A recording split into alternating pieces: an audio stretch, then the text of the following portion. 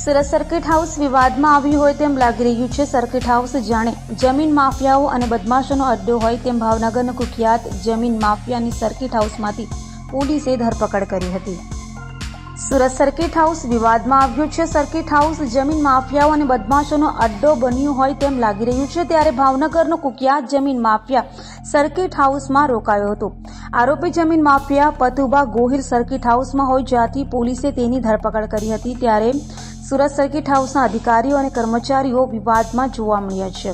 જમીન mafia પતુભા પીપરાડી Merubha ગોહિલને circuit હાઉસમાં room મળી ગયો છે. જો કે સર્કિટ હાઉસમાં સંડે અધિકારીને કાયદા બનાવતા કરતા હતાઓ અસામાજિક તત્વોના ઘૂંટણીએ પડતા સર્કિટ હાઉસમાં આવતા રાજકીય આગેવાનો અને તેમના મહેમાનોની સુરક્ષા સામે પણ સવાલો ઊભા થયા છે.